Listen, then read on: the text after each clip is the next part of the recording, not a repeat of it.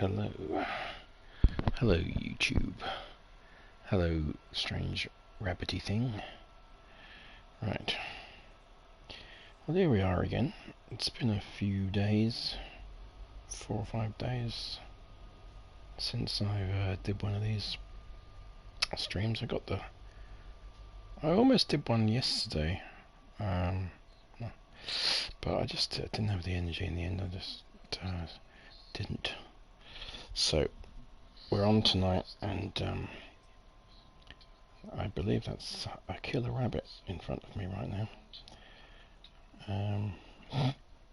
But obviously my world is in peaceful, so I don't think it would attack me even if I even if I hit it. But I'm not going to do that, obviously. So where are we? You may ask. Let me just share this to Facebook, so in case there's anyone who'd like to join us.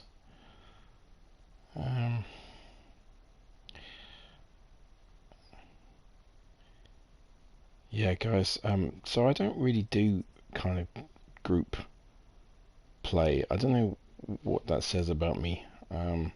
I've just never really been into it. I know people love that kind of online,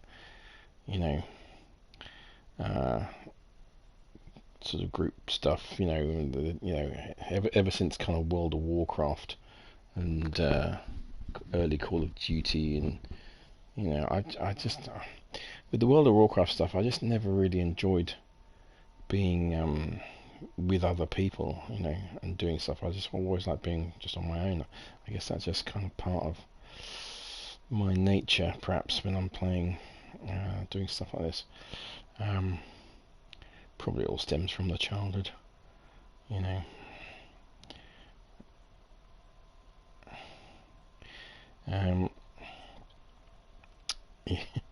My mum always likes to regale, or not regale, but she always brings up a story about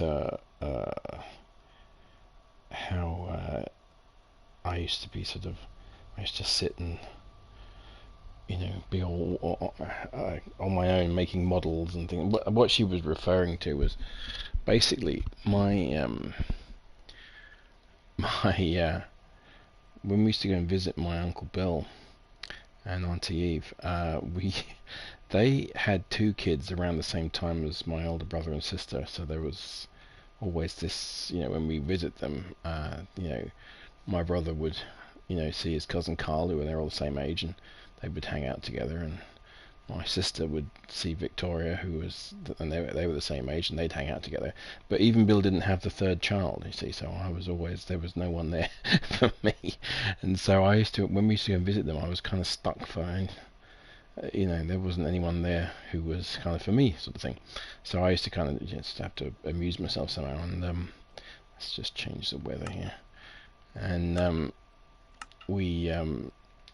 I used to do model kits or whatever, and just sit in the corner and just amuse myself with a model kit or whatever. And I kind of got this. I don't know whether that helped sort of form. I don't know, this kind of slight sort of. I don't know. I just always preferred to sort of be on my own. And so when things like Destiny and stuff like that came out, Call of Duty, I never really played Call of Duty, but I did it a little bit. World of Warcraft was the first one that I kind of got into. My typical time playing World of Warcraft, I'd be far more likely to be stripping off all my armor and clothes and running around, Stormforge, bollock naked, and or fishing in the river or something. I'd be far more likely to be doing that than going on some, raid or something. I just didn't enjoy that, especially when you probably, there's probably a 12-year-old or 2 in your party, and they're just crap, they'll just ruin everything because they're 12, and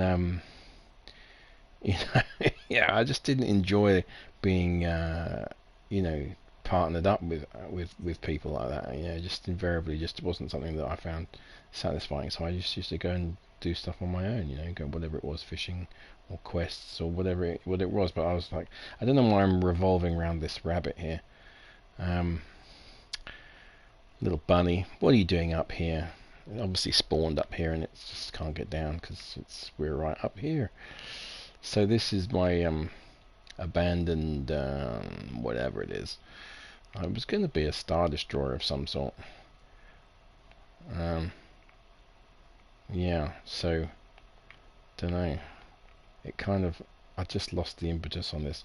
Although I have quite recently evened up the that front end there, so it's kind of equilateral. Yeah, equilateral, not equilateral, even. You know, so it's symmetrical. But yeah. Anyway, so pyramid. Yes, here we are. So I've been doing a little bit of work on the old pyramid. It's slow going because it's mainly just massive amounts of excavation, which, you know, with the 32,000 block limit can be a bit slow going because in fact I should be more businesslike about it and kind of get more of a feel for getting close to that limit on each action, you know. But I don't, and so often I'm kind of, you know, when I do a removal, I might be getting half that or 20,000 blocks or something like that, and so I'm kind of, there's a little bit of wasted, there's a little bit of capacity that I'm not using. Anyway, so as we go into the pyramid, you can see there's quite a bit that's been scooped out now. I'm working on this little corner here at the moment, just started. So we've got this little block here that I'm going to take away. I'm not going to sure what I'm going to do with this, because you know, I might just get rid of the whole thing. It's not really serving any purpose anymore. But while I think about that, I kind of thought I'd just take this bit out. But as you can see, we've kind of got a fair bit taken out now, especially over this side. We've done pretty much all of that, and we've sort of put the floor in. I've done this embedded perimeter of lights just to kind of get some light at that bottom edge. This one I'm going to replace with the embedded type. I just haven't done that yet. And obviously there's all the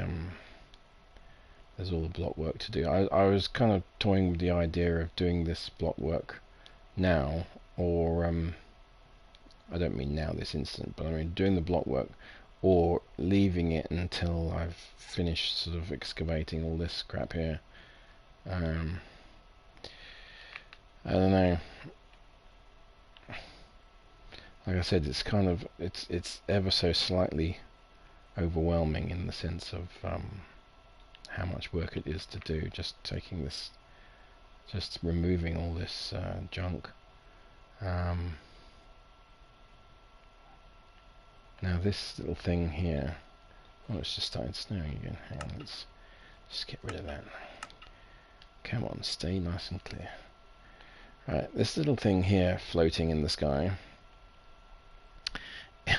is my son Otto. He's 5. He built this when there was land here, so there was land underneath this, and he built this. It's a puppy apparently. It kind of looks like a puppy. He built this himself, and I didn't want to destroy it when I got rid of the land, so I tried to excavate the land from under it, you know, and kind of leave it intact. But truth be known, I got my coordinates, my elevations or whatever wrong, and I actually managed to zap the bloody thing and turn it into air from here downwards.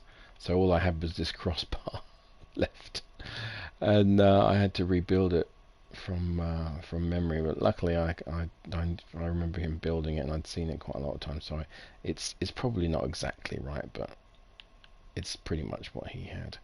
Certainly the little face is what he did. I remember that quite well. Anyway, so the other, yeah, so there's this floor here. So what I was going to do was keep the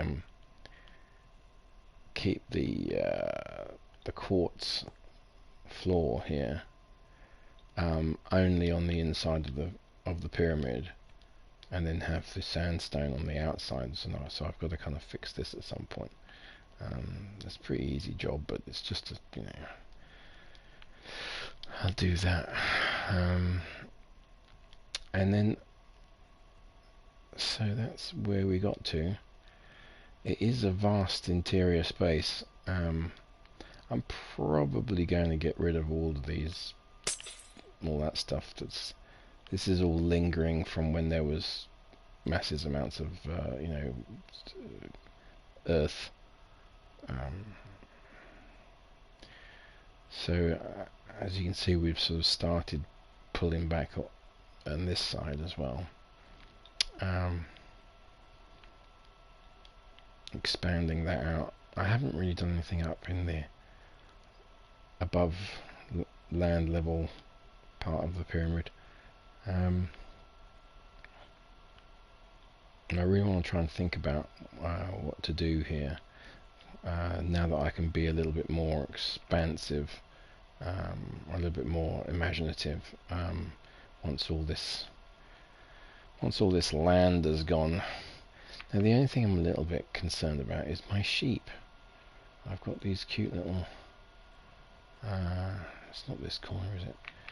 I've got these cute little rainbow sheep in one corner that Hector made, and I haven't zapped them already, have I? No, they're over here.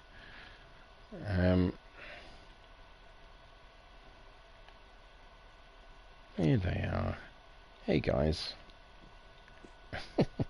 Me jibs. Now, it's funny when you start thinking about I mean, these aren't real sheep, right? They're not even AI sheep, really. They're just very, very simple constructs. But I do feel sorry for them being stuck over here with nothing to do. I don't know why, but I do.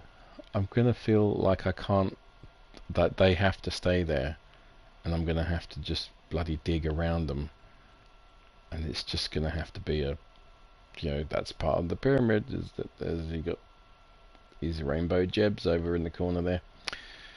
Anyway, so I suppose let's get on with it, and yeah, so today, just over the last couple of days, we've been listening to the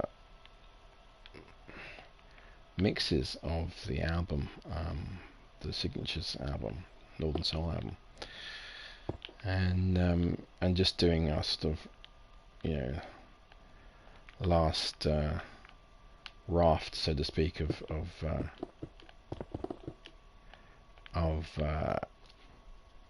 suggestions, fixes, and whatnot.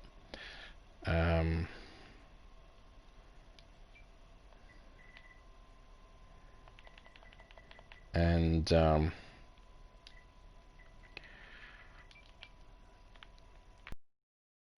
also trying to sort of figure out how best to move forward with the project in terms of final mixing,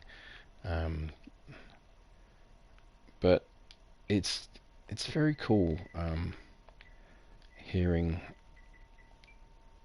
it come together, because I don't know, there's just a lot of elements. It's an 11-piece band, we always say it's a 10-piece, and quite often it's not been a 10-piece, it's been like 8 or 9, but at the moment it is actually an 11-piece. Really, we got we've got the standard, the kind of core band in terms of the drums, bass, guitar, keys, and vocals. That sort of 5-piece, core, and then obviously on top of that we've got a 3-piece horn section, 2 backing vocalists. That's your 10. And we've also got Cleo, who's just joined us, who's percussion, who I still haven't actually met her yet in person, but yeah. So with that, so the full complement is actually 11.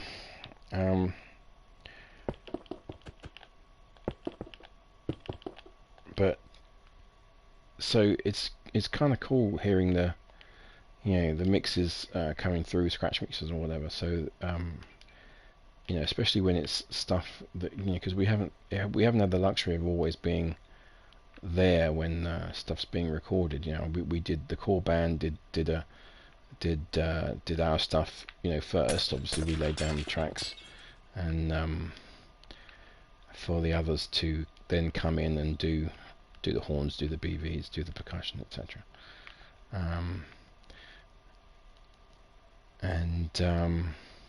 Alright, 43.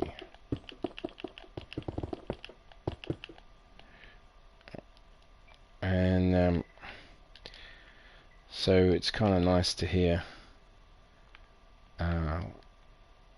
in the sessions as they get done and sort of mixed and whatnot. But it is a difficult thing, if anyone when you do a live gig and you get to the venue and you and you talk to the sound guy. Now there's this thing with sound guys. I know a lot of sound guys, and we've got a lot of really good sound guys that we've worked with, sound people I should say, that we've worked with. And don't get me wrong, when you work with a good sound guy, you really you really appreciate it. I really do. So we've had quite a few really cool sound people.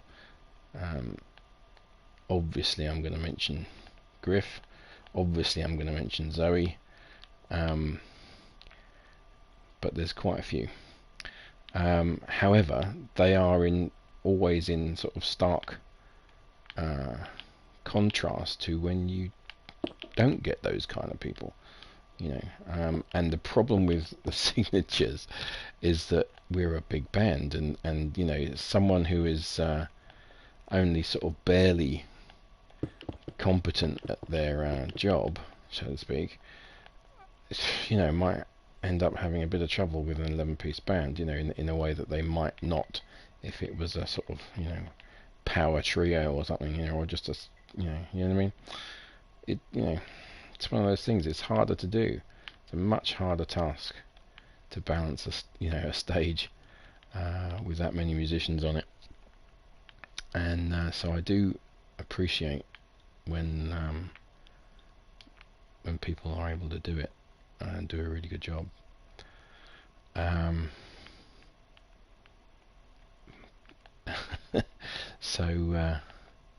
But the same sort of thing happens with when you're in the studio, when you're trying to mix a band like that. 16, right? In that it's just how do you even begin to mix an 11-piece band, not when there can even be overdubs as well sometimes. Sometimes there's more than one guitar part, more than one keyboard part or whatever, so it can be pretty staggering to get everything sorted. It's hard work. And I think what happened with the original, like the first mixes that we heard, they definitely needed work, but it's a hard job, we it actually reminded me of a situation that we had years ago with an old band of mine where we were all a bit green, you know. I mean, I was like 22 or whatever, and I was the youngest in the band, but we were all in our 20s, you know, more or less. And and we hadn't really worked in a, you know, recorded in a professional studio before, and and we were doing our album, right? This was Tut Tut back in the 90s, and you know, we were financing the thing ourselves through gig money and stuff at first, and then during that time we got a sort of manager who invested some money in us and got the album finished for us. But one of the mistakes that we made on that album, which was it's a really teachable moment, and it's something that you just have to pass on to younger generations, you know, and say, look, just don't ever do this, what we did, right? And it's the mixing, right? So what happened to us was the studio where we recorded the album had a very nice set of installed JBL speakers, right? So they were kind of built into the walls. You know, they were really huge. In fact, it was a bit like the old Marty McFly thing. You know, when it wasn't that big, but you know, it kind of reminds. Every time I watch Back to the Future, that bit reminds me a little bit of of those speakers, those JBLs in the wall there, and you know, in front of the JBLs, a bit closer to the console, was a set of, you know, Yamaha NS10s or something. You know, they sort of standard near field monitors, you know, little black monitors that everyone's got, right? And they'd become the kind of industry standard at the time, and that, you know, everyone had them. And of course, you know, we're a young band and we're kind of, you know, into what we're doing. We like our stuff, and you know, we're trying to kind of mix it, and you know, it's very, the discipline of being able to make yourself listen to your music and work on it and mix it and do all that stuff on those little Yamaha NS10s rather than on the JBLs was lacking. You know, we just didn't have that experience and discipline at the time. And I do remember Nigel Palmer, who was the engineer on that session, who incidentally I think was in the Tweets, was the bass player in the Tweets of all things. Bless him. He was a lovely bloke. But he was, to give him his credit, he did try. I do remember him trying to sort of, you know, get us to, you know, to switch back to the NS10s as often as he could. But you know, we were like, nah, come on, you know, let's put it on the JBL. That sounds great. And yeah, it does sound great on those, doesn't it? But it's like, it's a false sense of security in that, you know, you mustn't ever mix on speakers like that, because what happens is you end up with a mix or an album, you know, that sounds great on, you know, if someone's got whacking great JBLs in their house, but you know, most people don't, right? And so what happens is the thing didn't sound that great anywhere else, you know. And well, you know, it's I'm being harsh. It's not that it sounded terrible, but it just wasn't the right thing to do, and you should never ever do it. But that was a learning thing for us, and I've always been kind of aware of that ever since. And it's it was interesting to be, you know, recently in the control room and listening to mixes on a very, very nice pair of speakers and thinking the very same thing, and thinking, well, you know, we should have a listen on on some really crappy speakers and see what it sounds like. In fact, when I set up my studio a few years after, well, around about the same time as that experience actually, I was starting to set up my own little project studio at home, and don't know why I'm bothering manually taking these out, but whatever. I was again very kind of aware of that situation that had happened with us with the Tut Tut album, and I'd also kind of got into a bit more of my audio production, kind of started learning a few bloody things, and the thing that I was doing at the time was I'd sort of started just learning a few techniques in terms of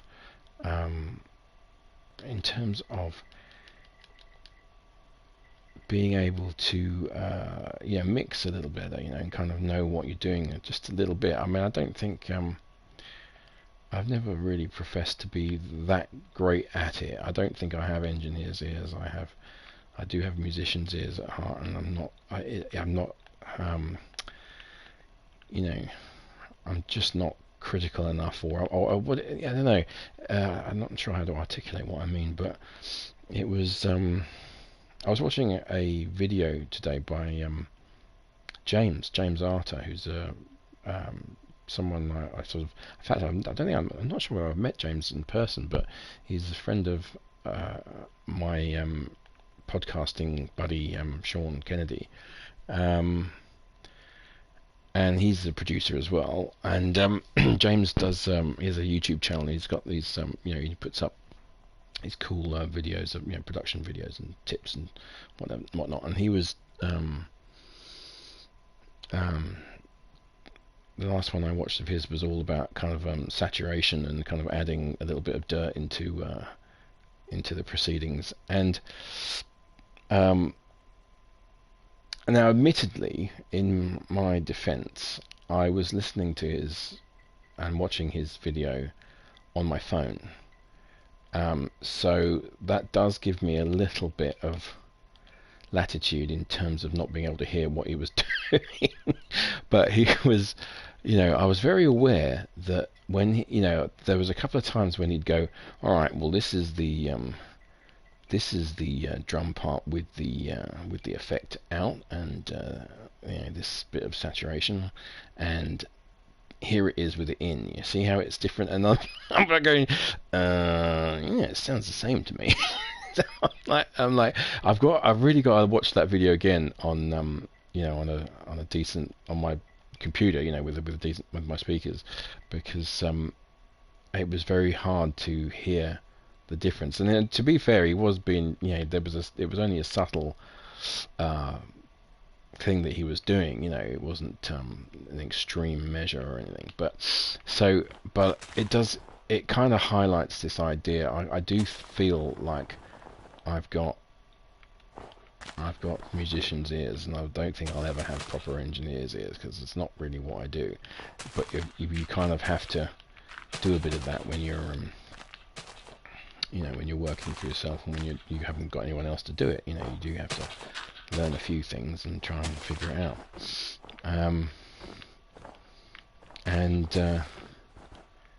So yeah, but there we are. Right, I'm gonna go. I don't know how far back I'll go. Maybe I'll go back to about here and just dig down and see what we get. Alright, plonk. Yeah,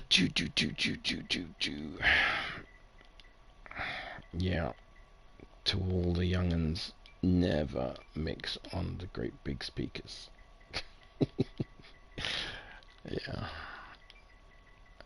I can remember, like, back in the day being mixing on or doing electronic music, doing dance music, and I had this really cool, very good kick drum that I'd nicked from. Basically, I'd got this. I had this distribution deal on a track that I did called "Turn the Beat Up." And I wrote and produced that with a guy called Herbie Clark, and we had this distribution deal on it, and we had all this, we had these test vinyls that had gone out, DJs all over the country and whatnot, and the company that we were signed to, or that had the deal with, sent us a few samples and stuff of their output, what they were doing, and I can remember hearing a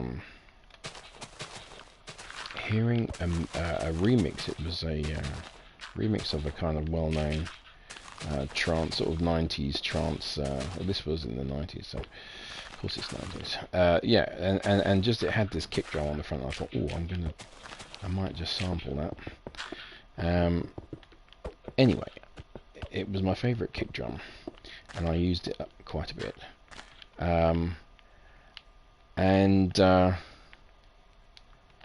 I used to have it sort of preloaded, not preloaded, but I used to have it in my on my first channel, top channel, channel 1 on my desk, and 62. And but one of the things that I used to do with that kick drum to kind of see if it was working properly in the mix for dance music, was you would play your mix and then turn the volume down, turn it down, way down, and you would literally keep going, keep taking the volume down and down and down, until and see if you could still hear that kick drum at the lowest sort of possible volume. Can you still hear it? Is it still clear? And this was this sort of I guess the sort of rule of thumb, so to speak, that I'd learnt, I'd probably picked up out of reading some article in Sound on Sound or something, or Future Music or something.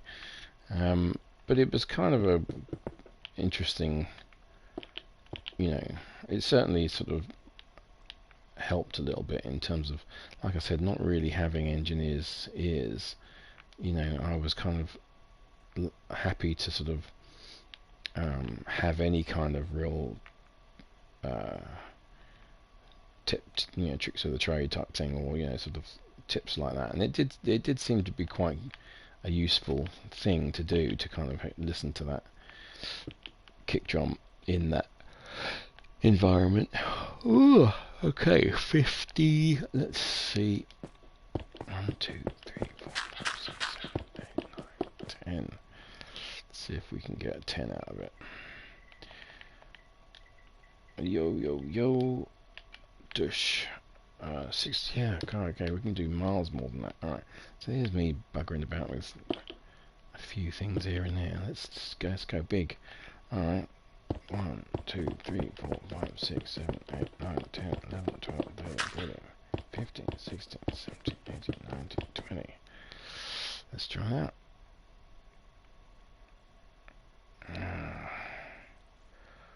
Where are we? Oh yeah. 40. Push. Yeah. That worked. It's only 13,000. Wow, I can go twice as big. Well, I reckon I can take the rest out then. For sure. Alright, so where are we? We're 20. Let's just go all the way down to the north.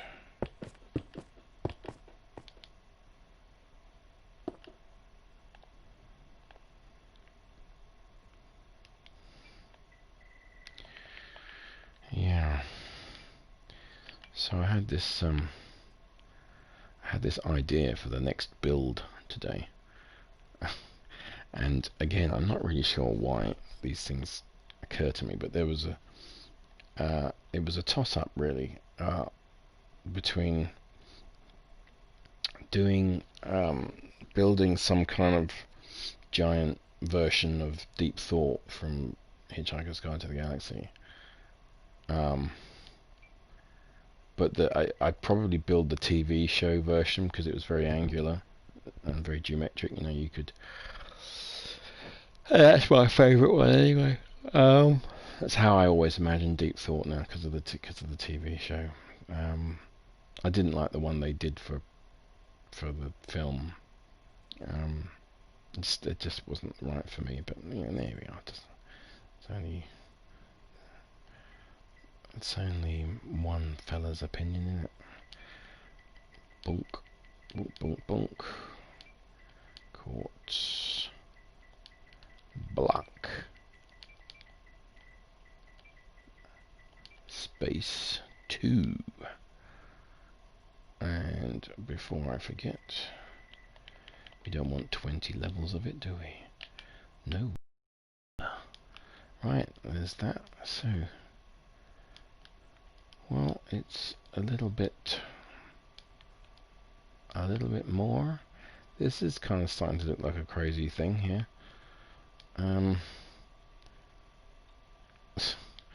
This is my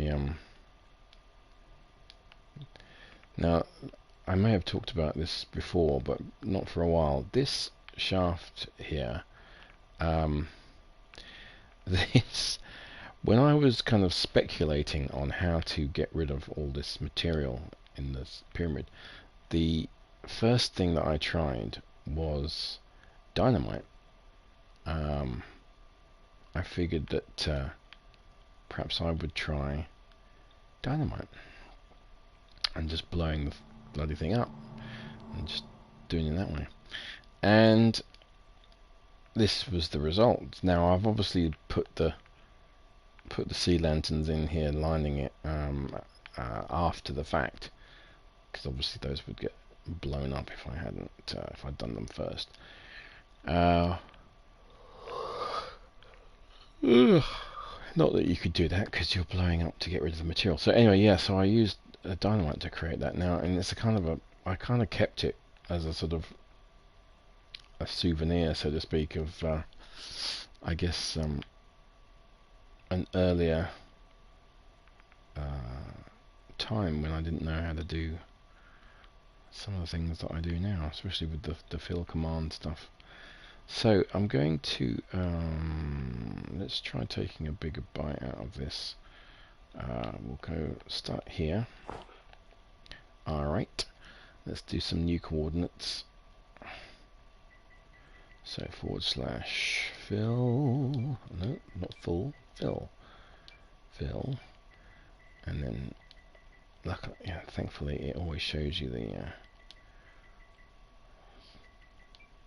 coordinates you need, except when you're dangling over nothing. I find doesn't do it then. Okay. Yes. So where are we again? Oh yeah.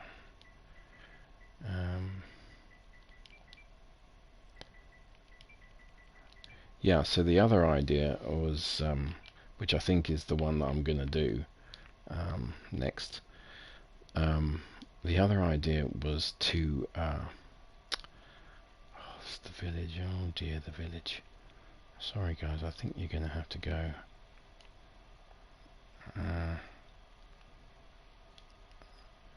I'll give you a little stay of execution right now and just do it over to here. Yeah, so what was I saying?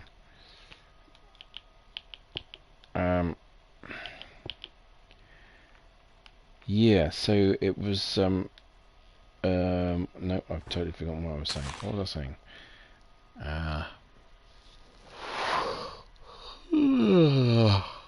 Oh yeah, the other thing that I was gonna do, the other idea, was to do a giant Minecraft Marshall stack. I don't know why I want to do that, but I want to do that, and I'd like to build this, you know, fucking great, you know, 500-foot high Marshall stack.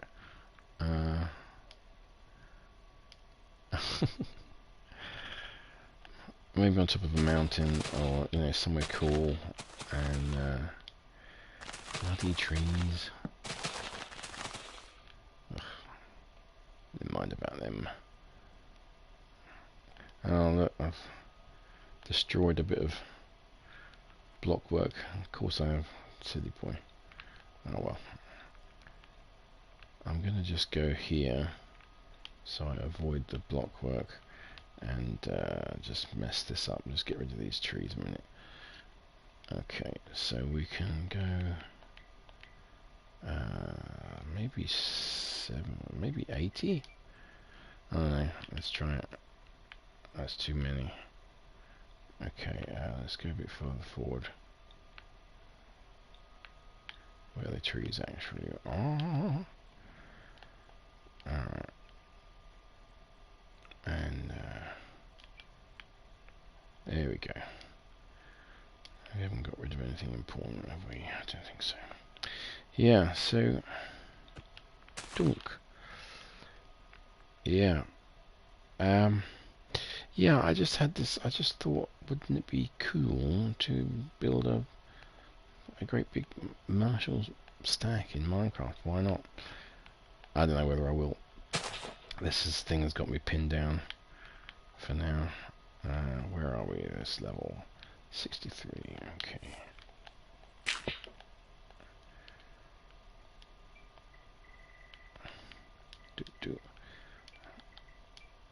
And yeah. All right. How many was that? 10,000. So I can go more. All right. So we're at 60. Let's try 5 levels.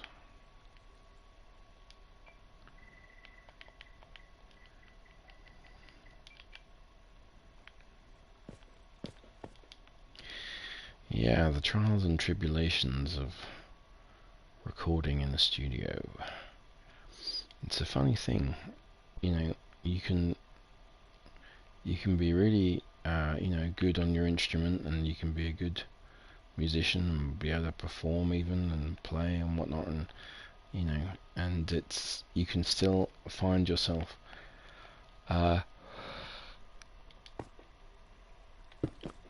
having real trouble as soon as someone turns a red light on and presses go on the console and wants you to play and record. It's just weird. It does it. I didn't do that right.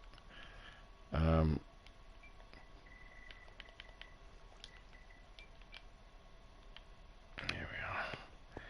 Yeah, it's just one of those things. It's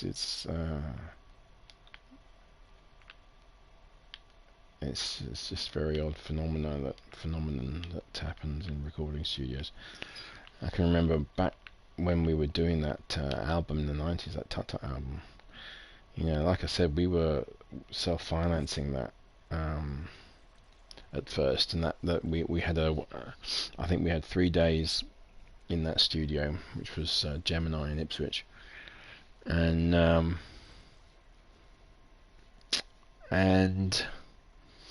I think it was like 300, 350 a day, something like that, with the studio and the engineer, and that's in the 90s. That was in 94, and 94, 95, and 48.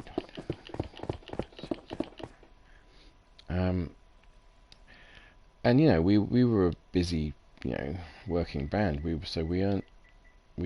were able to save that money reasonably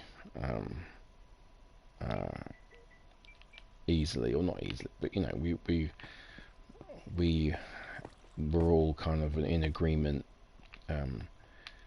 to put the gig money that we were earning into a kitty to pay for the recording, and like I said, we were quite busy busy then, all around the area,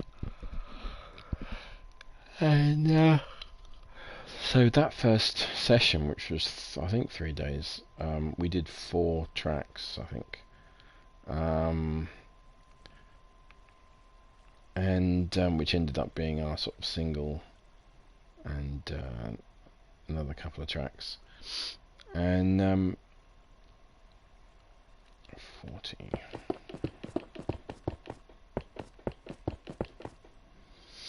And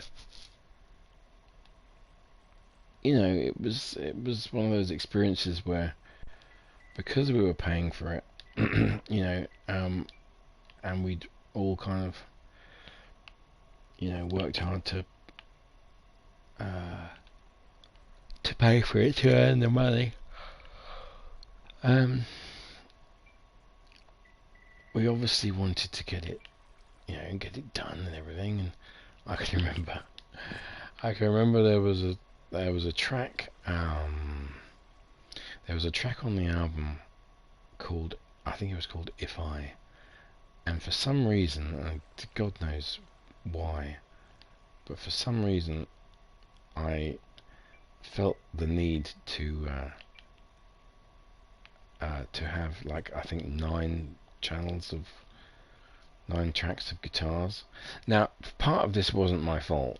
Part of this I'm going to lay squarely at Nigel's feet, because Nigel, the engineer, was obviously a guitar head. He did like his guitar, and I guess he was kind of into what I was doing, and but he also had, he liked to double track everything, so he liked to have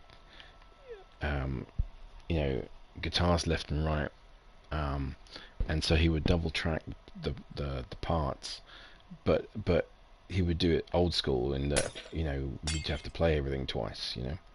32.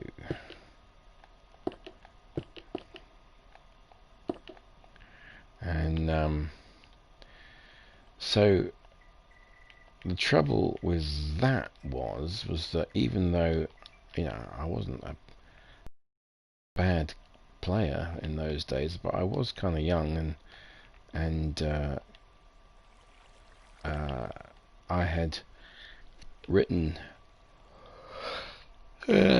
parts for myself that weren't always super easy to play for me. It was, so having to kind of nail a performance when the red light goes on and then do it all again wasn't always a straightforward affair. And I can remember being in the live room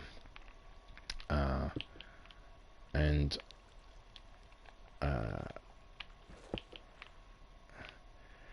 looking at the rest of the band through the glass there of the control into the control room, and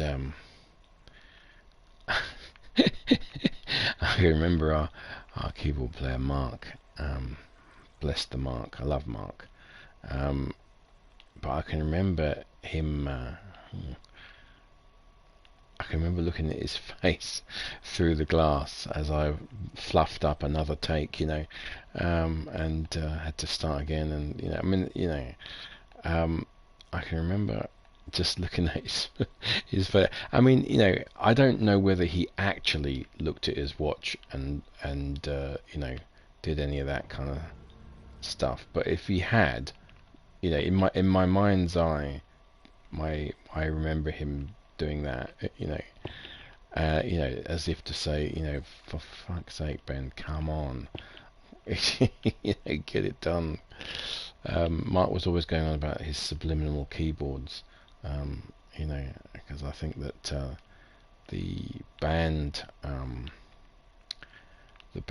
got a little bit more guitar heavy, I guess, when I joined, and when Adam Houghton on drums, when we both joined the band, there was a sort of a shift in sound, and part of that was that 25.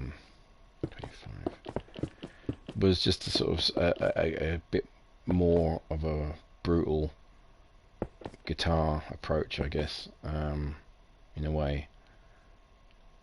I don't know, maybe more riff-based songs, etc. You know, we had this sort of hard funk idea going on, and we so there was a lot of guitar, and of course, not with Nigel when we were doing the album, with Nigel being you know, very into his guitars and kind of double tracking everything, and all that stuff. You know, it kind of was even more so. You know, and I think on balance, you know, the album ended up being a little bit too guitar-y, you know, and some of the overdubs were a bit like, come on, you know. I certainly feel like when I listen to it now, which I haven't done for a while really,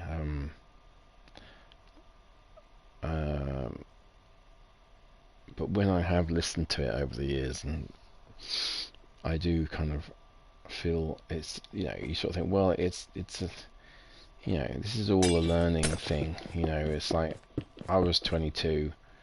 You know, I needed to be told that, you know, that you know, what's what and this is what. You know, we were all just trying to do, you know, the best we could do, but you know, it's a learning thing. I feel like, you know, obviously, even 10 years later, I wouldn't have wanted to put that much guitar into it, and I kind of learnt some valuable lessons, and I think I reasonably quickly, actually, over those years, sort of figured out how to be a more complimentary guitarist. You know, I guess I was listening to a few guys who influenced me that way. I think when we did the Tut Tut album, you know, I was still very very influenced by, you know, some of the virtuoso guys that I was listening to, the Vais and Satrianis, and of course, you know, with their stuff, or that certainly with their kind of most famous stuff, you know, the guitar is so front and center, and it's so kind of important to the whole thing that it can be a little bit much, you know. I mean, I always used to think that when I used to watch Satriani play live, I used to think he's so much louder than the rest of his band, you know. And although, you know, there was a part of me that used to think, I don't know about that, you know, it sort of seems too much, you know, seems like he's too loud for the rest of the band. But I don't know, I guess I kind of started appreciating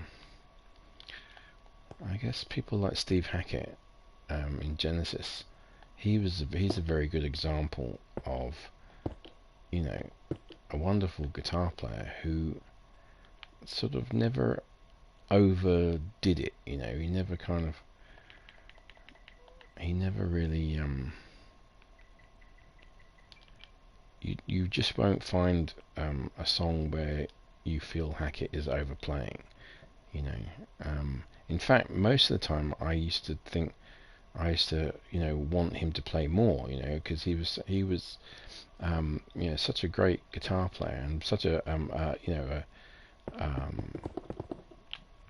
you know, technically good as well, you know, and, you know, very good, very capable player, and got, you know, really good chops and everything, and I felt that sometimes he was too restrained, you know. But I did like that about him. I liked the fact that he, you know, seemed to have a good ear to in terms of what to add, and I've tried to adopt something of that tendency myself. You know, although you, like I said, you wouldn't know it from listening to the to that Tut Tut album, because that is very guitar orientated.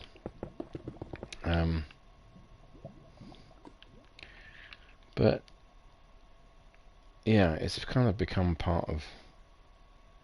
definitely part of what I do, is to kind of be a little bit more sympathetic to the stuff that's going on around me, and try and enhance it with what I'm doing, rather than just blat over it, without a care in the world, as if everyone else there is merely a vehicle for me to twat around on.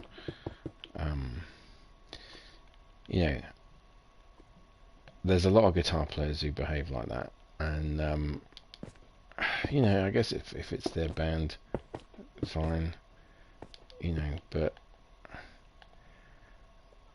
quite often I feel like it doesn't really sound very good when people do that.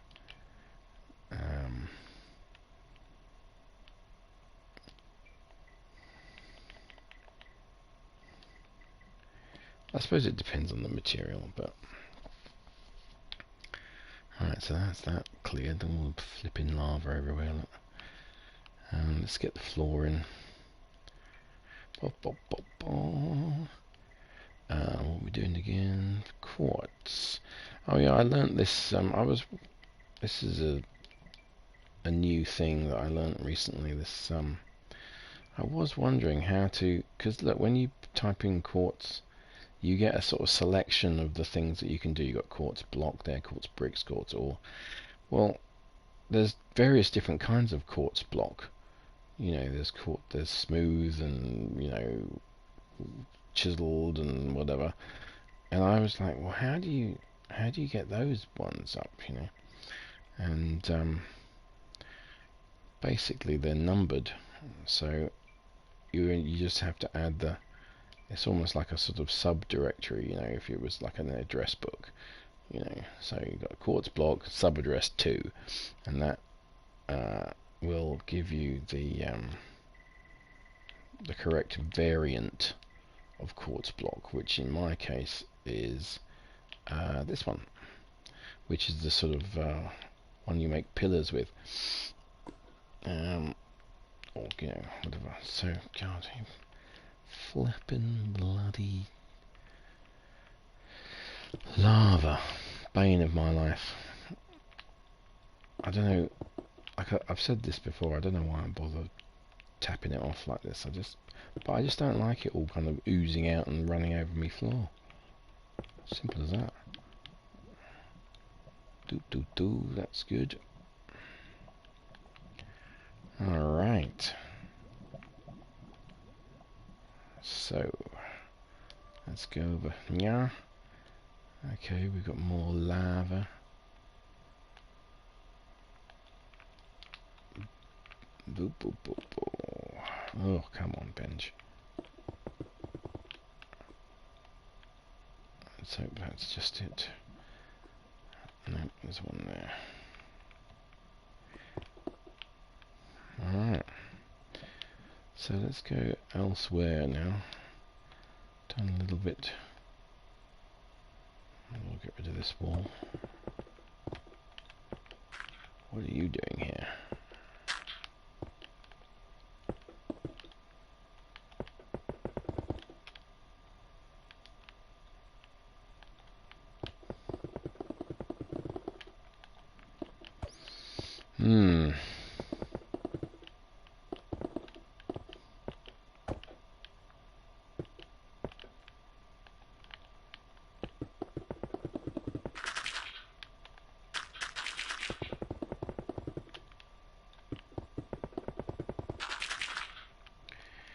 Do-do-do.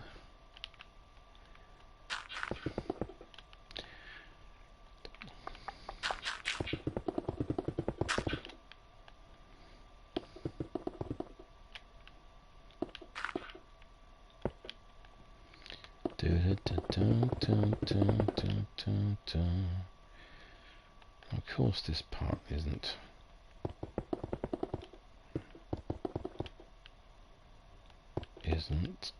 Quartz. Oh no, I've bloody... Now, see, this is going to highlight a slight problem. Pillar quartz block. Right, so the thing with the pillar quartz blocks is that when you lay them, so if I hit the floor and lay one, you get this, right? So this is what I want. Okay.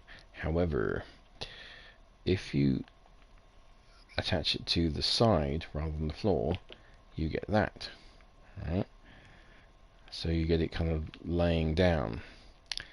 Now the trouble is, because this is the void underneath here, you can't lay the block how you want it. You can either do it that way, so it's stripy that way, or that way, so it's stripy that way, and that's it. Okay. So this actual floor is impossible to lay manually, because you can't do it. In the great scheme of things, not a great problem, but it is a little bit annoying, because it means now I'm going to have a little stripy bit there.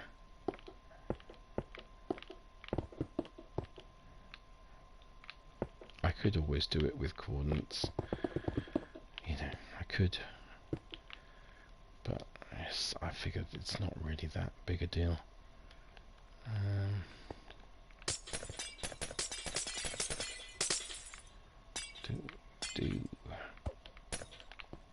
You'd think I'd be more careful. Alright. Okie dokie, let's head outside. Now one of the things that got a little bit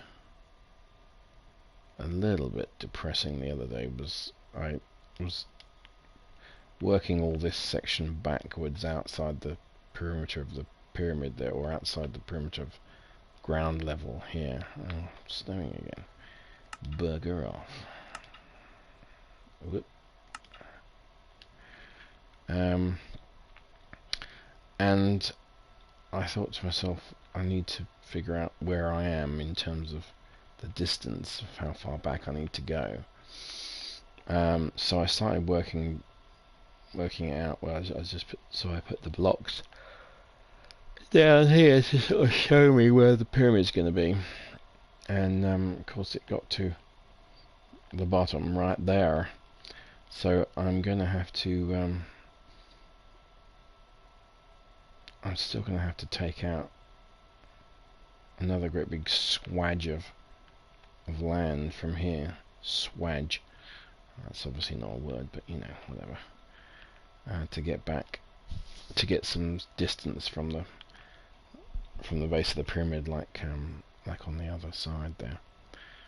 Yeah. That's a pain in the bum. Anyway, we have just broached the 1 hour mark, and I think I'm going to leave it there. So,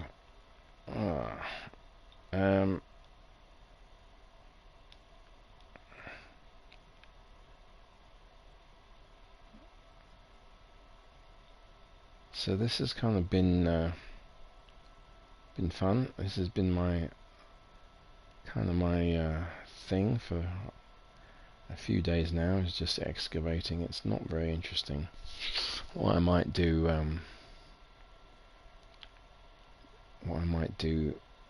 now is I might not do another live stream for a while until a lot more of this is done, because I don't think it's really the best stuff to broadcast. It's just a little bit boring.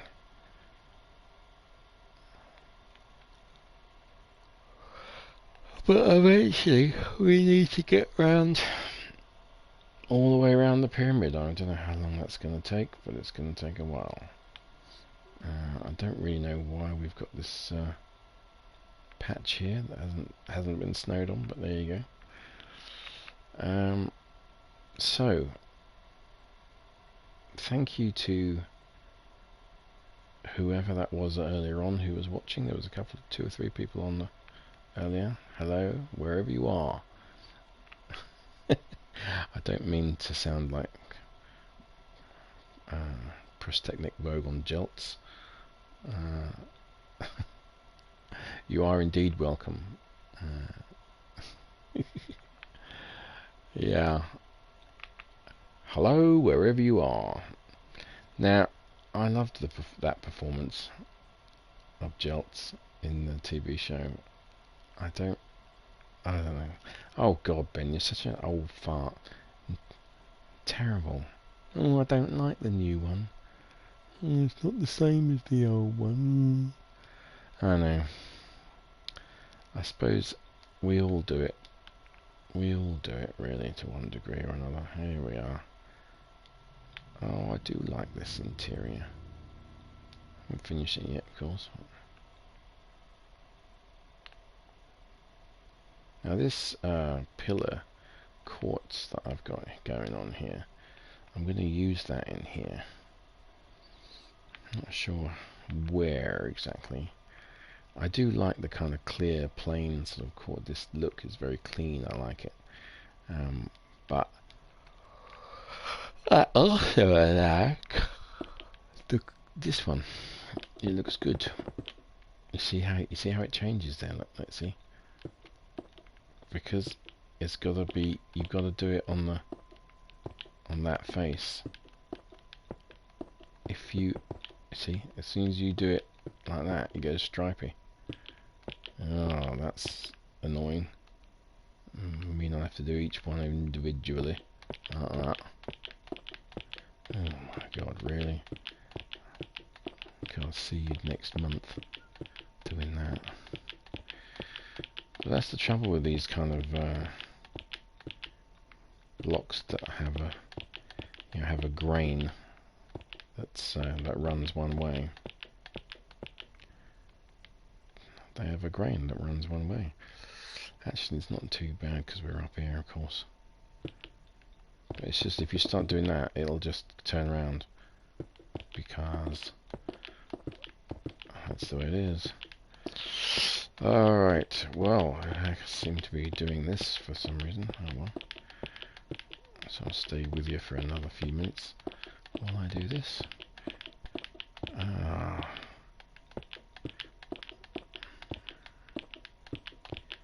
Yeah.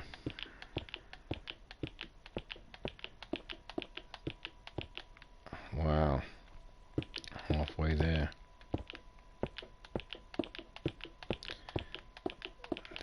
Do. See, we get all the most interesting jobs in Minecraft.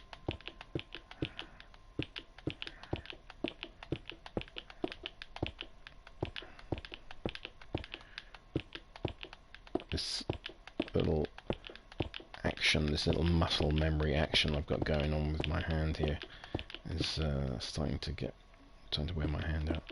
Starting to get tired, cramp. Come on. Phew.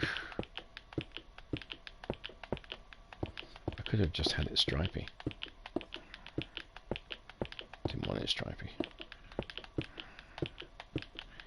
Right. We are nearing what is called being very near the end. We are approaching what is called being very near the end. That's what it is, isn't it? It's a little Osric Tentacles quote. That's cool in the gang. Let's do that the other corners as well, and then we'll say sayonara. Oh, wrong one. Ben, you twat. Can't fix that from here, I don't think. Nothing to key off of.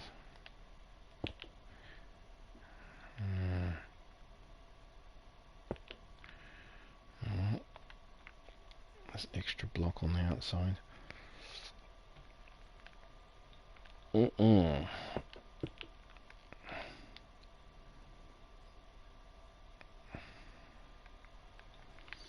Lovely. Alright.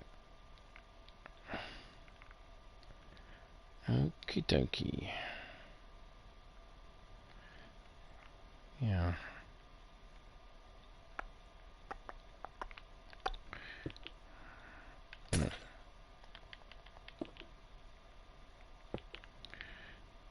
it's not texturally, it's nice, this pillar block. I like it. Not sure I'm going to make too many pillars out of it, but I like it. Gives a little bit of extra texture. Good album. Well, some people don't like it. Ben, shut up. Right.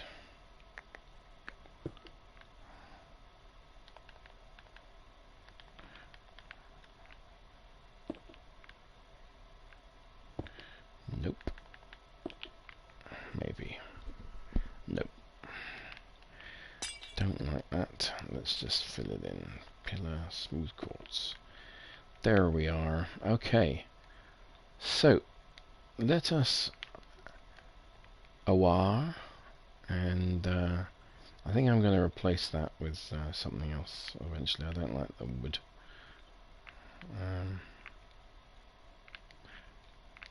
Alright. Can we still get out the top? Nope, we cannot at the moment, or can we? No, we can't. Boof. Boof. Alright. Let's repair that. Think, think. Alright, ladies and gents. We are at the top of the world. Ooh. Up, up, up.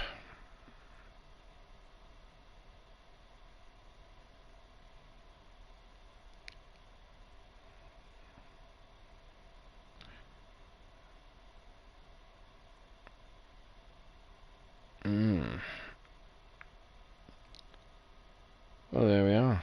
So, I will leave it at that and say sayonara. And, yeah, anyone watching this and who's the slightest bit interested in either what I'm doing or what I'm talking about, it's, you know, whatever. Yeah, hit subscribe. This is what I do, that kind of thing. It's always going to be something like this, building some mega structure and talking inane crap. Usually about music, but sometimes about movies, sometimes about whatever. Yeah, join me next time. Hopefully by the next time I will have this flipping dug. Whoa. And yeah, it's a pretty big pyramid, isn't it? I love it.